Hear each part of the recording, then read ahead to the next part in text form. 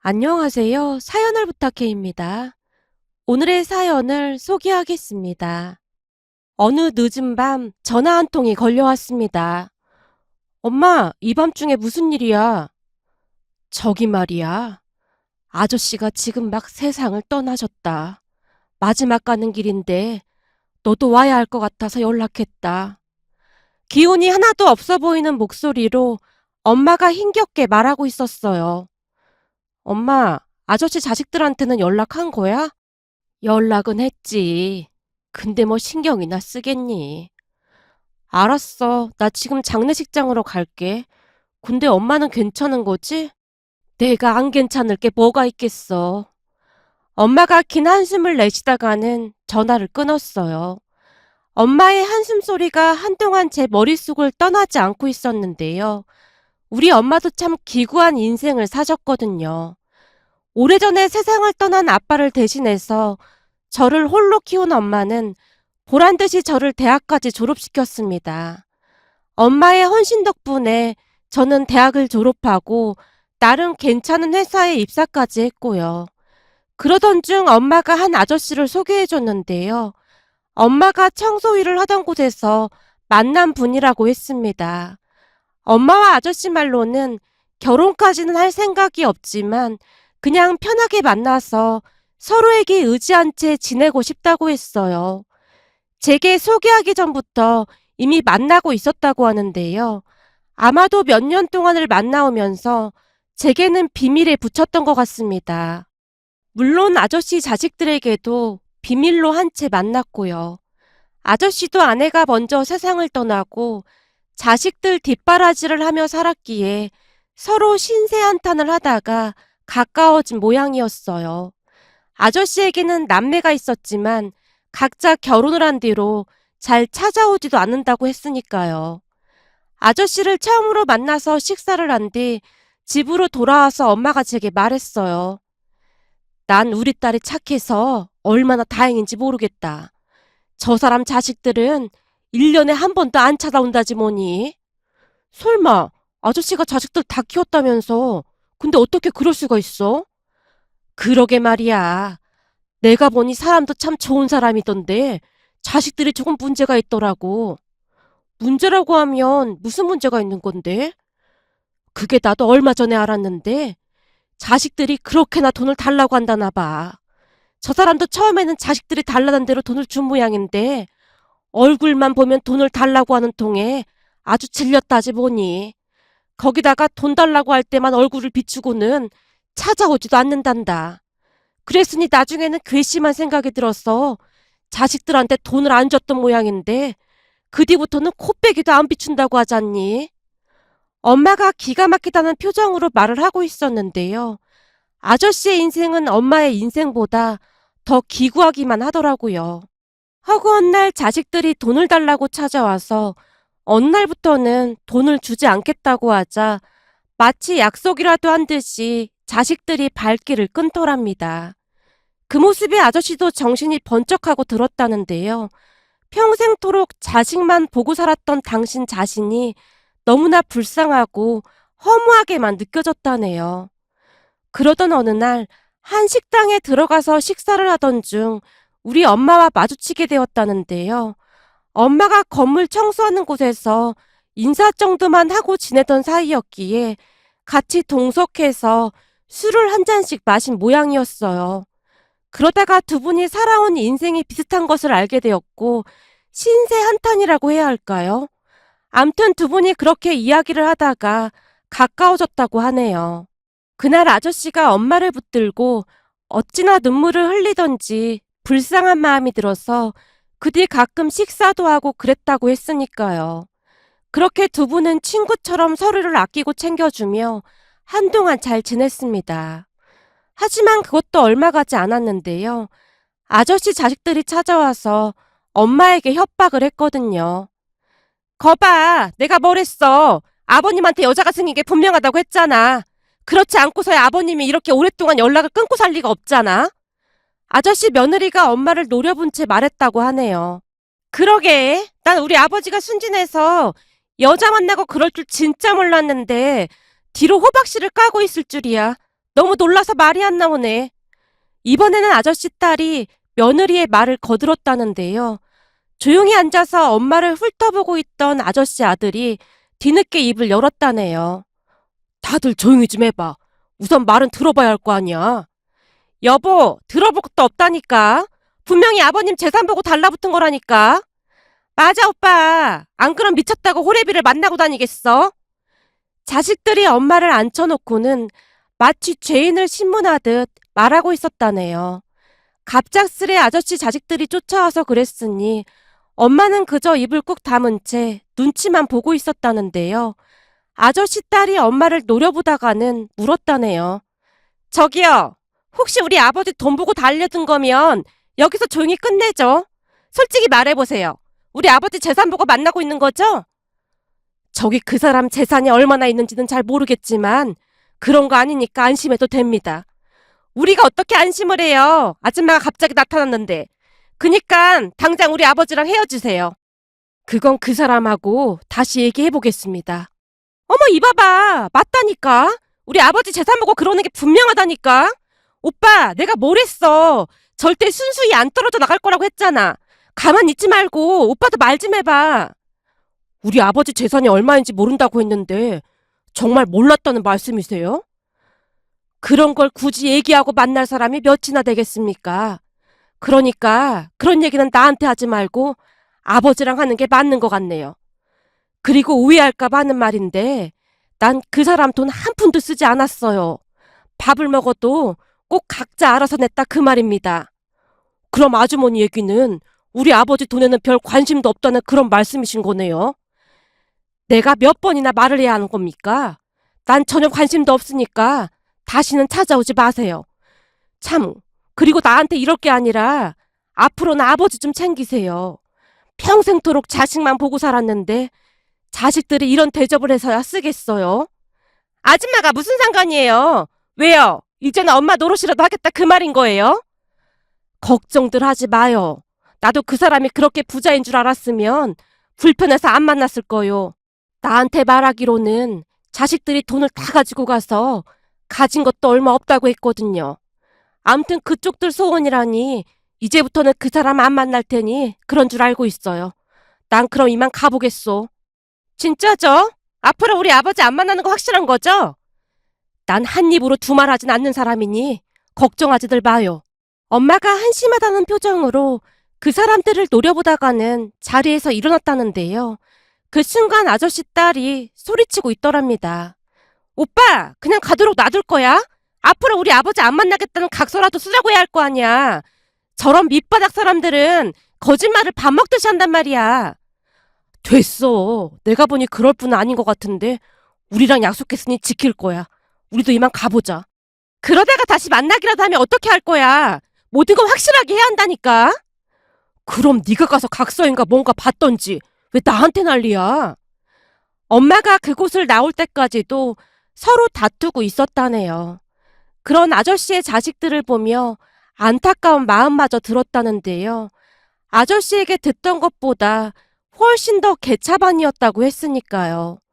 그 뒤 엄마는 그 아저씨와 두 번 다시 만나지 않았습니다.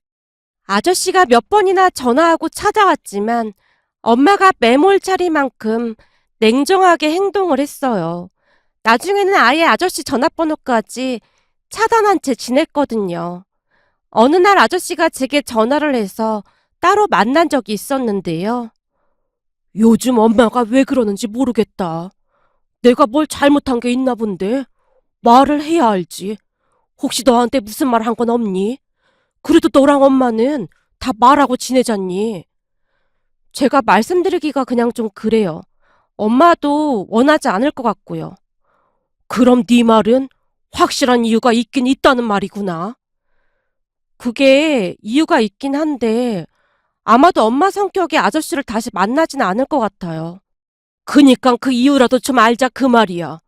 한동안 네 엄마 만나서 사람 사는 것 같이 살았는데 네 엄마가 갑자기 절해버리니 밥맛도 없고 사는 낙이 없다. 아저씨가 초조한 얼굴로 저를 바라보고 있었는데요. 아저씨 말대로 그동안 마음고생이 심하긴 했던 모양으로 얼굴이 말이 아니었어요. 아저씨, 얼굴이 많이 안 좋아지신 것 같은데 잘 챙겨 드시고 다니세요. 근데 엄마도 아저씨 만나고 나서 많이 좋아하긴 하셨어요. 그냥 친구처럼 서로 의지하면서 지내면 좋을 것 같다고 하셨거든요. 사실 엄마가 남자친구라고 소개해준 것도 아저씨가 처음이었어요. 아저씨가 건강하게 잘 지내셔야 엄마도 마음이 편할 것 같아요. 그니까 그 이유를 좀 알려다오. 대체 무슨 일이 있었던 거니? 난 이대로 절대 못 돌아간다. 내가 무슨 잘못을 했는지만이라도 알아야 할 거 아니냐. 아저씨가 어찌나 간절한 표정으로 말을 하던지 제가 잠시 망설이고 있었는데요. 이러다 내가 말라 죽을 것 같아서 그런다. 네가 말했다는 말 절대 안 할 테니까 제발 무슨 이유인지만 알려다오. 아저씨가 눈물까지 그렁그렁해진 채 제게 애원하고 있었어요. 그 모습에 제 마음도 흔들리기 시작했는데요. 제 눈에는 두 분이 너무나 안쓰러워 보였거든요. 결국 제가 힘겹게 입을 열었어요. 아저씨, 사실은 아저씨 아드님이랑 따님이 엄마를 찾아왔던 모양이에요. 뭐?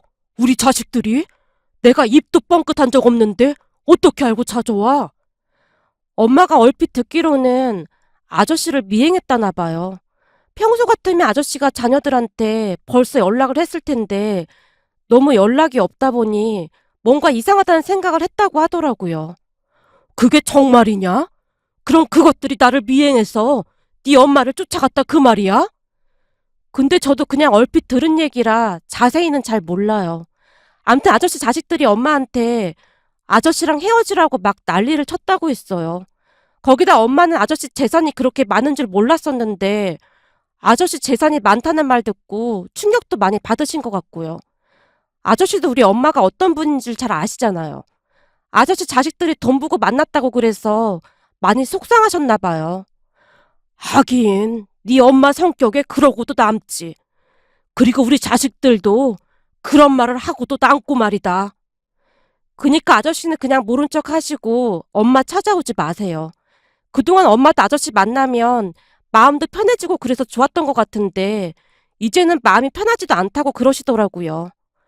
이게 다 내 잘못이다. 내 잘못이야. 아저씨가 고개를 푹 숙인 채 중얼거리고 있었어요. 그런 아저씨에게 제가 다시 한번 당부를 한 채 말했어요. 아저씨, 앞으로 우리 엄마 찾아오지 않았으면 좋겠어요.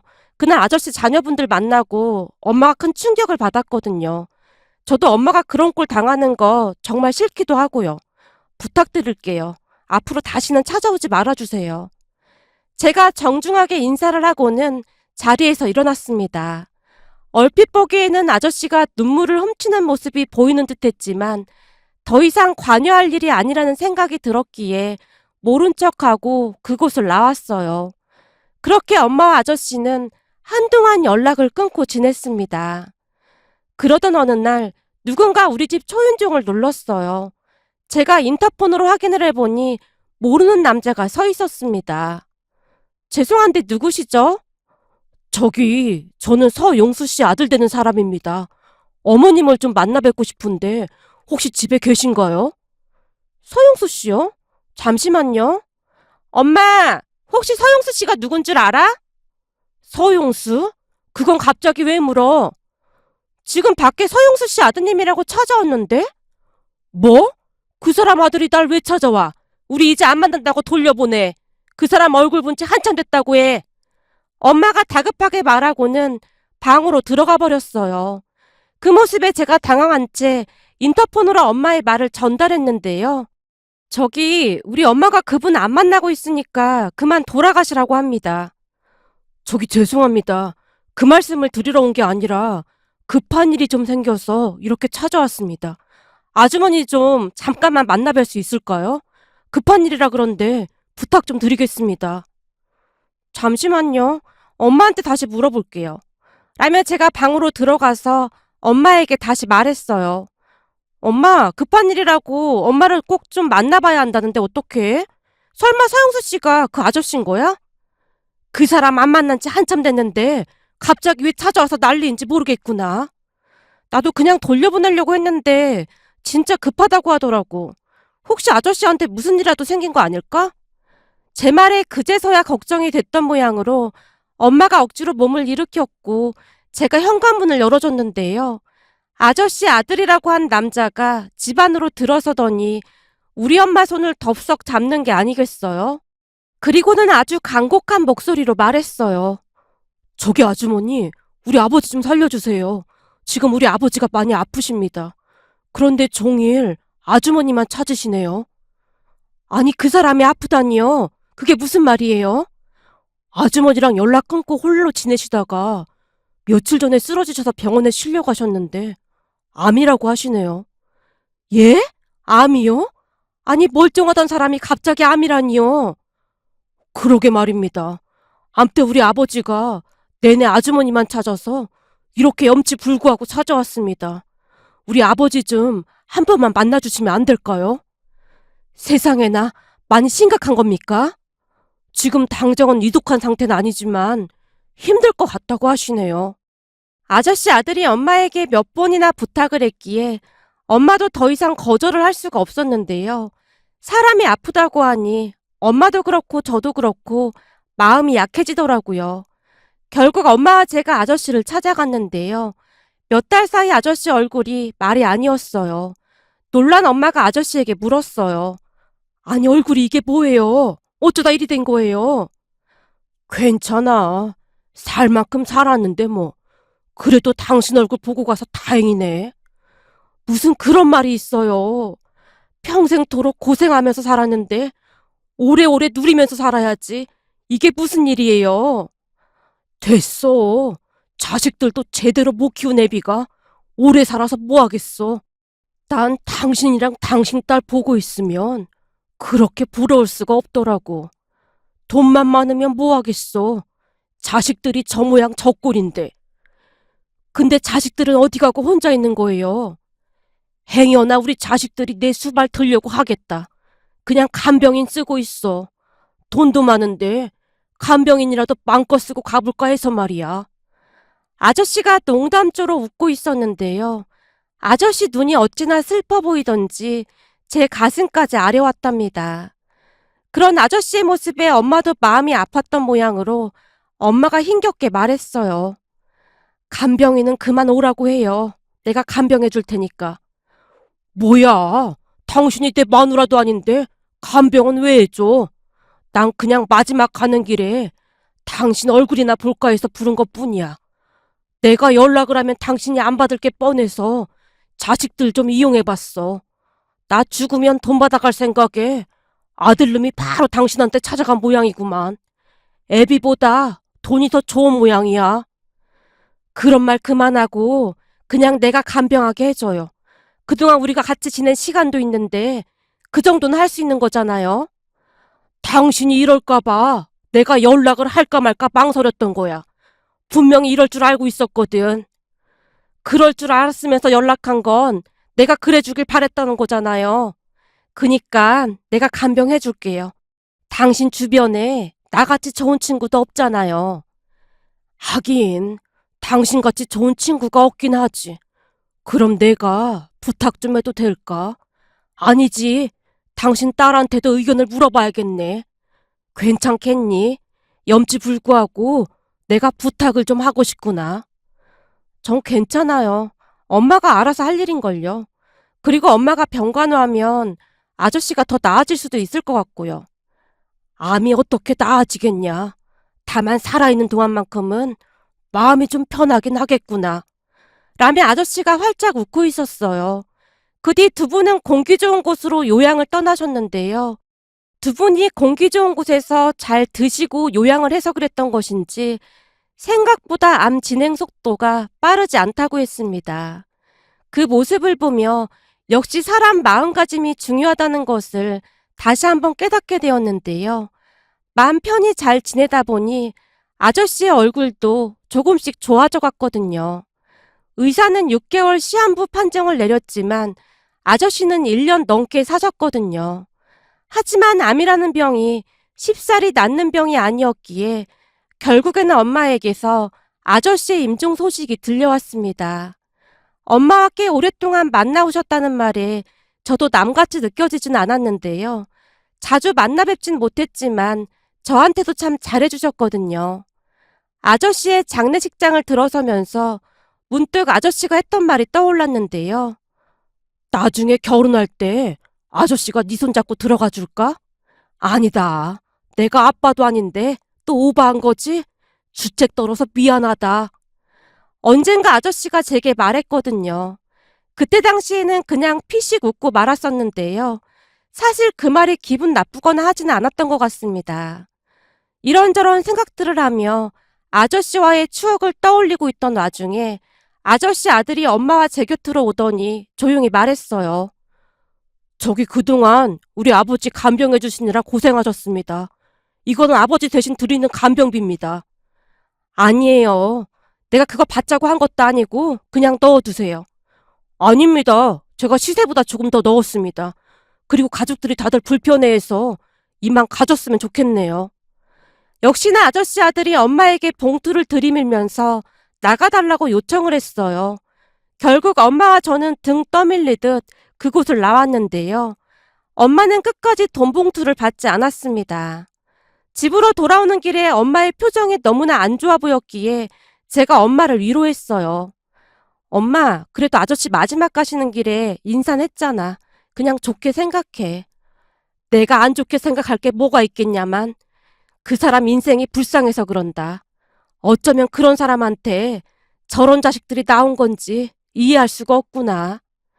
그건 나도 그렇긴 한데 그런다고 어쩌겠어. 나중에 아저씨 납골당이나 한번 다녀오자. 제 말에 엄마가 뒤를 돌아 눈물을 훔치고는 다시 입을 다물어 버렸어요. 그 뒤 우리는 아저씨 이야기를 입에도 올리지 않은 채 조용히 지냈습니다. 그러던 어느 날 정말이지 기가 막힌 일이 일어났답니다. 그날은 퇴근을 하고 엄마와 함께 저녁 식사를 하고 있었는데요. 잠시 후 초인종이 울리는 소리가 들렸고 제가 확인해 보니 어떤 남자가 서 있는 게 아니겠어요? 제가 누군지 물어봤더니 변호사라고 밝힌 남자가 아저씨의 이름을 대며 잠시 할 이야기가 있다고 했습니다. 아저씨의 이름을 듣고는 엉겁결에 문을 열어줬는데요. 집 안으로 들어서던 변호사가 기가 막힌 이야기를 하기 시작했어요. 안녕하세요. 저는 서영수 씨 변호사 되는 사람입니다. 제가 몇 번이나 전화를 드렸는데 전화 연결이 안 돼서 이렇게 찾아왔습니다. 저한테요? 혹시 잘못 알고 오신 것 같은데 서영수 씨 변호사라고 하면 자식들한테 연락을 해야 할 것 같은데 저는 그 사람이랑 아무 사이도 아닙니다. 엄마가 변호사에게 다급하게 말했는데요. 조금은 심각한 표정으로 있던 변호사가 충격적인 이야기를 하기 시작했어요. 사실은 서용수님이 김영실님께 증여를 하신 게 있습니다. 증여요? 저는 처음 듣는 얘긴데요. 이미 증여는 다 끝난 부분으로 고인이 남기신 부탁 말씀을 드리러 왔습니다. 예전에 서용수 씨께서 서류에 서명하라고 하신 적이 있었을 텐데요. 혹시 기억나시나요? 서류요? 아, 전에 그냥 기부 관련 서류에 서명했던 걸로 기억이 나긴 하는데 그게 증여랑 무슨 상관이 있다는 거죠? 저도 자세히는 알 길이 없지만 어쨌든 증여 받는 거에 동의를 해주셨습니다. 라며 변호사가 편지 한 장을 건넸는데요. 거기에는 아저씨가 엄마에게 남긴 간곡한 내용들이 빼곡히 적혀 있었습니다. 편지 내용을 간단하게 요약해보자면 아저씨가 살던 집을 엄마에게 증여한다는 내용이었는데요. 편지를 읽던 엄마가 놀란 채 변호사에게 외쳤어요. 아니 내가 남의 집을 왜 받습니까? 절대 그리할 순 없습니다. 그 사람 자식들이 눈 시퍼렇게 뜨고 있는데 저보고 그걸 받으라니요. 절대 그럴 순 없습니다. 그런데 이미 증여가 다 진행된 부분이라 어찌할 수가 없습니다. 고인께서 생전에 이미 다 진행을 하셨던 부분입니다. 물론 자식들이 유류분 청구를 할 수도 있겠지만 그것도 감안해서 준비하셨던 부분입니다. 고인께서는 김영실님께서 그리 말씀하실 줄도 다 알고 있으셨습니다. 그래서 편지에 당부 말씀도 남겨주신다고 했고요. 편지를 끝까지 읽어보시죠. 변호사의 말에 엄마가 다시 편지를 읽어내려갔는데요. 편지에는 아저씨의 당부 말씀이 적혀 있었어요.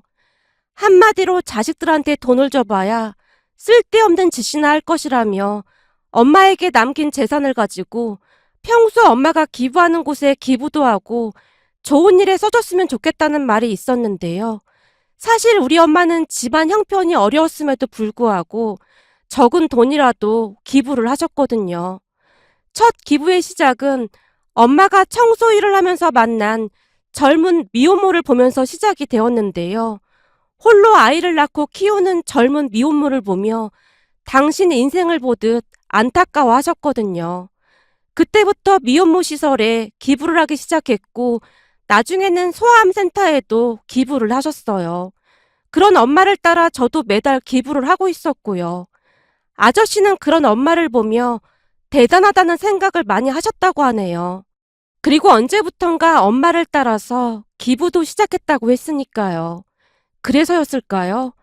아저씨는 도움이 될 만한 사람들에게 기부를 하라는 당부의 말을 몇 번이나 남겼습니다.